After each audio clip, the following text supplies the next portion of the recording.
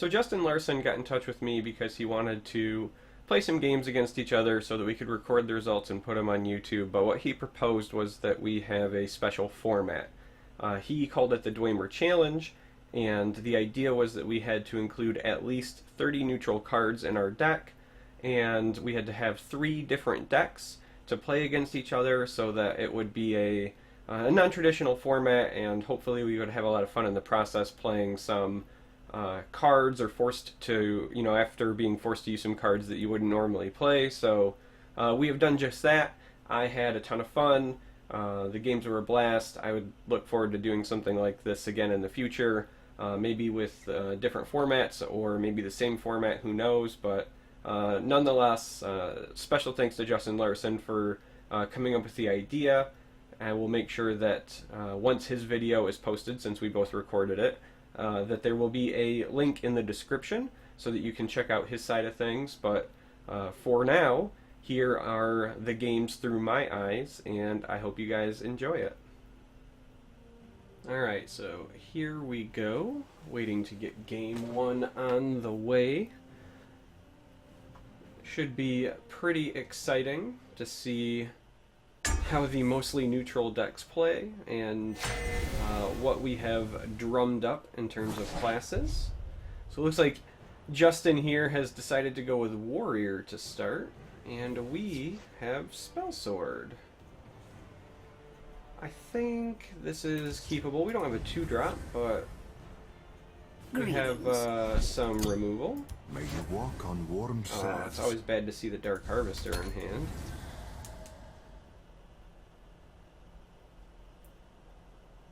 Plunder. That's a fair way to generate some card advantage and turn your neutral minions into being a little less lackluster. We're going to play this for tempo mostly. Also bad to get the Javelin in hand. I'll fight to my last breath. Ouch, he has to play it naked. That bodes well for us, Back where you came from. Let's go ahead and shackle that, so that hopefully we can trade into that in case he has any ideas about putting weapons on it, since he did play Plunder. I'll fight to my last or he can bounce a guide and then weapon up that. Alright. Well, the Crushing Blow is not going to work here. Back where you came from. Go ahead, and we know we're going to crack some runes. Let's get that out of the way. And even though we could play Edict here, the versatility of being able to kill a support, I think, trumps the charge of the ring. So we're going to go ahead and just Javelin this.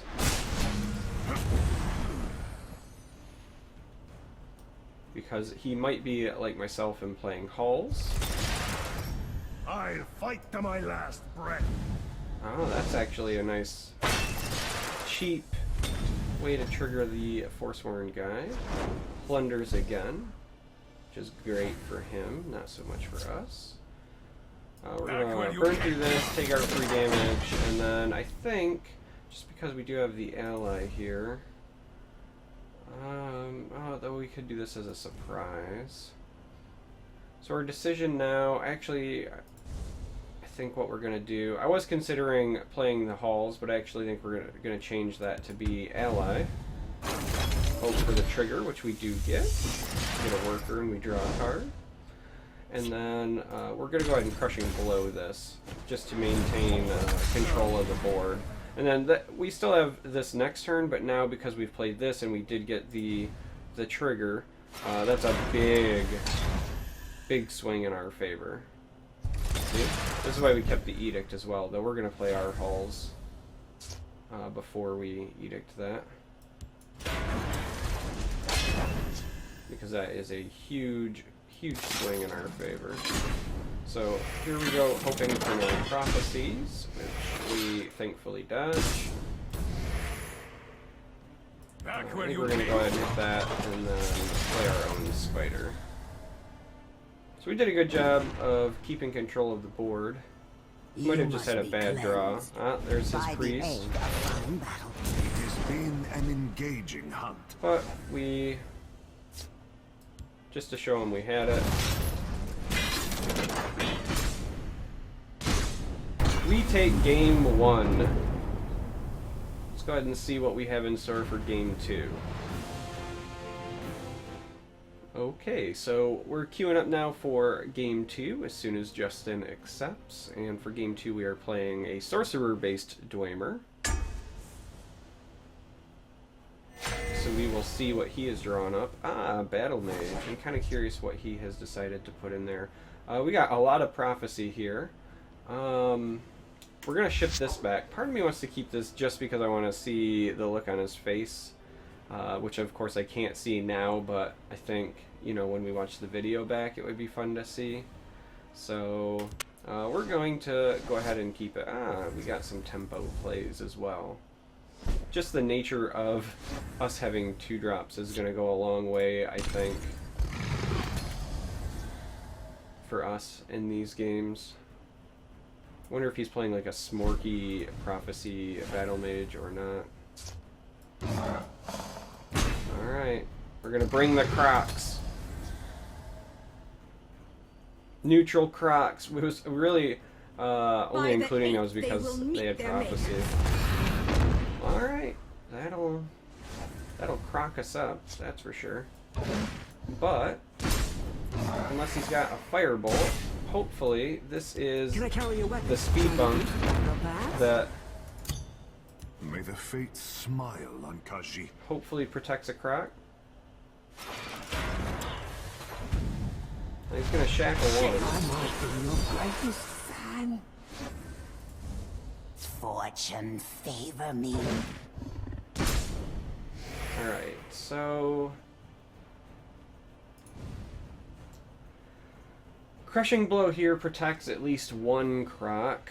Let's see what this draws. Either way, we're gonna play this as the other one. Well, that's not helpful now. If we play a second one, though, we might bait him into trying to answer. He might think that we've got hauls off of Ring. But who am I kidding? Board presence is what's most important. So we take the Crushing Blow here, because again, he needs a second card to deal with the second croc at that point. Oh, and he whiffs. Can I carry your weapon? Shine your boots? During Fan makes his triumphant return, which is great for us.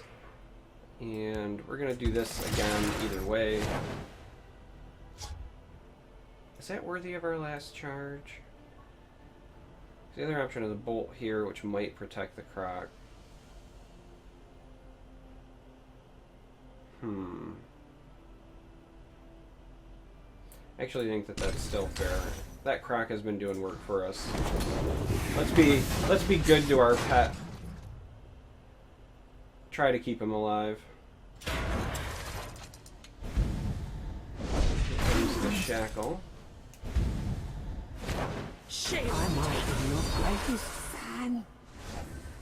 Alright, well, we're certainly playing a camel now. Oh, hello. Ice Storm it is. Just given the state of the board. Barring him playing something really nasty, it'll kill everything but our camel.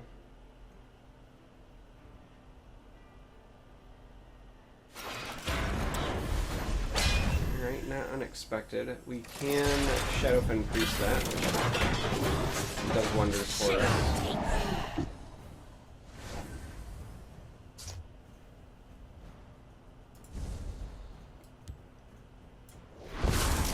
We can always priest it next turn. I would rather get... So if we priested it, he still had the Guar and the 2-3 on this side. Ah, Schemer. Schemer's a quality inclusion. Alright, so he hits the shackle there. Let's go ahead and see if this gets us a draw, which it does. Good for us. Centurion. And let's go ahead and get this out of the way. Fan is doing some work. Keeps coming back. Can't wait to watch this video back and see his reactions to the fan. Oh, he plays the second one. I'm offering your greatest fan. Plays the second one and takes the trade, which is fair. So we could camel and ally looking to draw cards, or we could play the Centurion, which poses a pretty significant threat. And I think we're going to go with that because given his colors, this 8 health is going to be really hard for him to ultimately deal with, I think.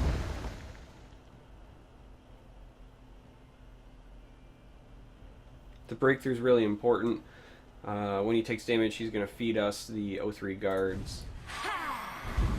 Ooh, Wisp Mother Relentless Raider. Is it the OTK incoming? I have no fear of you, cowardly skeever.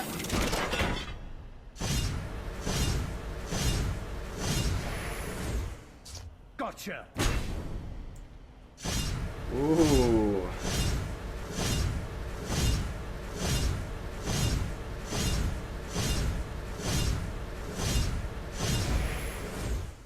Here we go.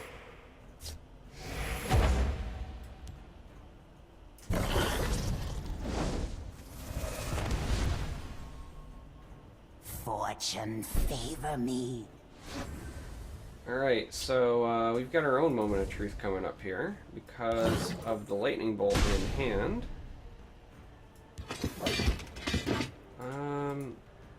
Harpy would be bad, but he's more likely running lightning bolt in terms of prophecies, so I think we actually swing on this one first. And there we go. We did it. We survived the Wisp Mother Raider moment. My butthole clenched. Alright, here we go. We're gonna go to game 3. So here we go, ready for game 3. This time I'm bringing a monk deck. I'm curious to see what Justin has in store. So the interesting thing about this deck is even though this is the Dwemer challenge, the rules were really just that you had to have 30 neutral cards. And I opted for this one to go a little more altar-centric as opposed to Dwemer-centric, so we'll see if it comes up. We are running altar instead of halls, and so of the monk cards I did run, they're mostly things with Last Gasp, and for the neutral cards I tried to either play Prophecy, oh, there's a croc, or things with summon effects, like so. I think we just do that. I could have up and Crushing Blowed there, but I think we'll wait and see if he plays something additional.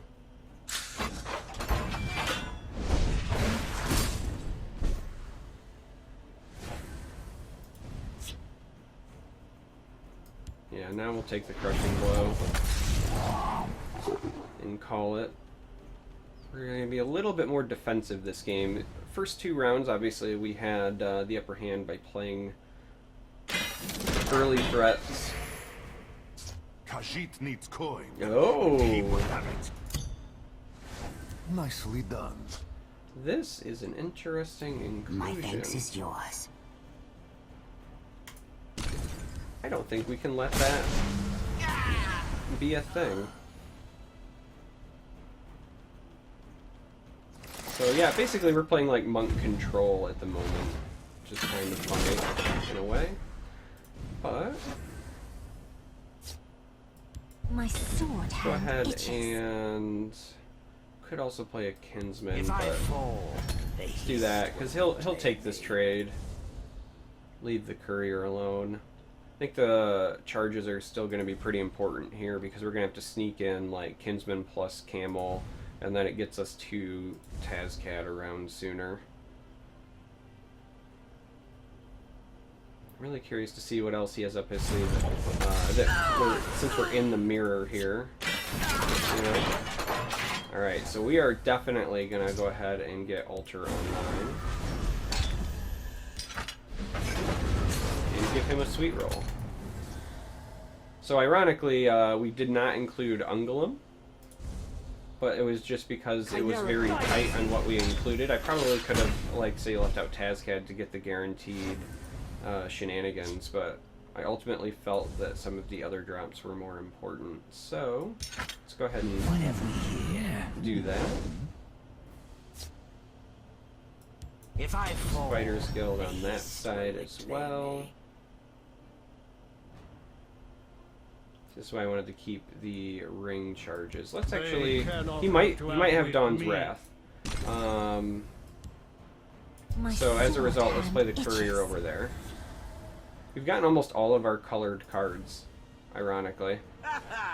Like you're kind of looking at the shebangy.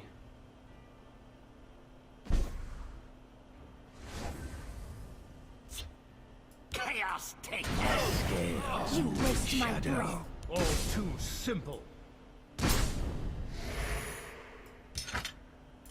Yeah, let's do it here. There's an ally with a trigger. We like drawing cards. Go ahead and do that, and then let's see what the camel gets us. I guess we're taking a harvester, right? Yeah, let's take a harvester. Might need the health gain, but at this point I think we've pretty well established control of the board, unless he gets like a crazy Wabbajack rip, which I imagine he's probably going to use on this, because why wouldn't you? He's going to cycle through, keep some cards going. Oh, got rid of our altar. I bring reinforcements.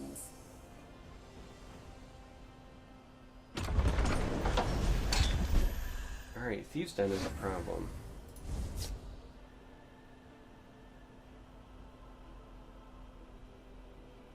Half tempted to Immolating Blast here.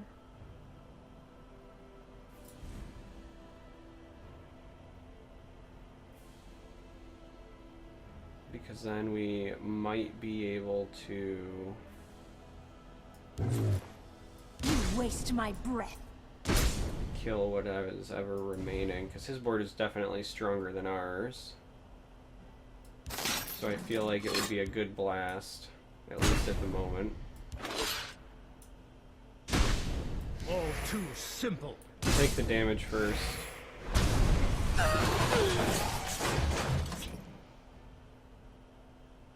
And then we'll take the shackle. Got some damage in. I think that reset the board kind of in our favor, given the shackle. We do have Tazcad. If things start to get hairy, we have some control elements. He's up to 4 supports. Winning that battle.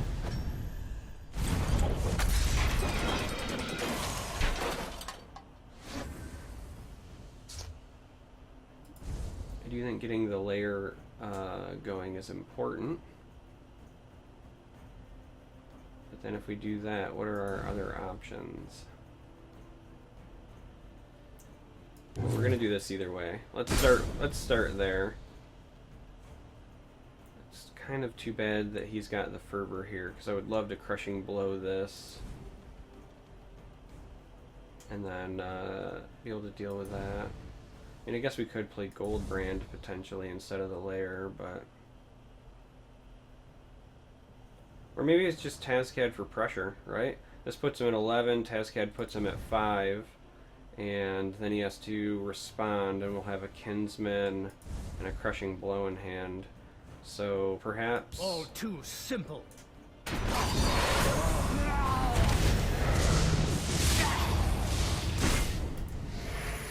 Perhaps that is, in fact, the play. If he has Master of Thieves here, it's a real problem for us. But the health gain from the Kinsman, I think, put it just out of reach. He would have to play, like, Master of Thieves and something else. We'll ward the Camel.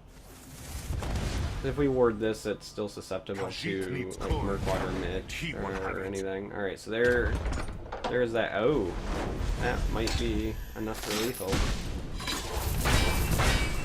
Chaos. Oh, that's gonna be a big deal for us.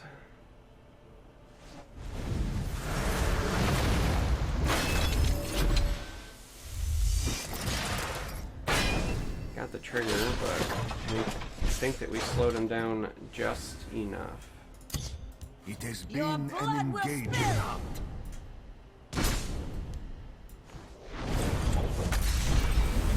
So we took it. Fun games, though. Having to play neutral cards really kind of stresses you when you're deck building.